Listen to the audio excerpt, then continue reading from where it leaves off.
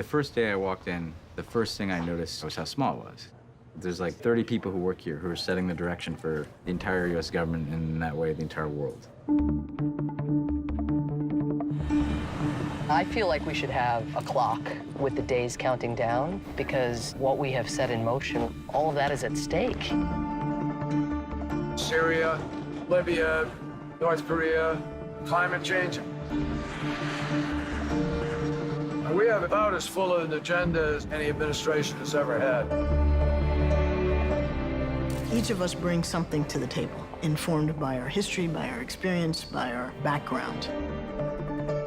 I'm always feeling a sense of urgency to try to get as much done as possible. You're sitting here and you're realizing the stakes. All right, let's do this. What's happening in Syria is beyond frustrating. It was a dark, devastating day. I will never stop trying to stop the war if there's a chance of finding a way forward. People need to be the center of our foreign policy thinking. What Russia has done is wrong. Is there nothing that can shame you? You know, she sustains that original idealism around our ability to save lives and make things better. I sit close to the president. He has to think about how am I going to measure this against every other priority I have in the world. We've got to make sure it'll be harder to dismantle in the event that we take a different turn.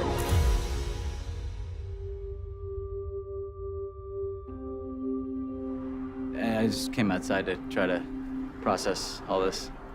It's a lot to process. History really doesn't follow a straight line. It zigs and zags. The trend lines ultimately will be in the direction of a less violent, more empathetic, more generous world.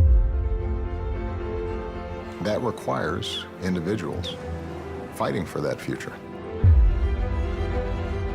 I still believe the most important office in any country is not president or prime minister. The most important title is citizen. Now, we got a pacifier that fell and could pose a danger to the president. There you go.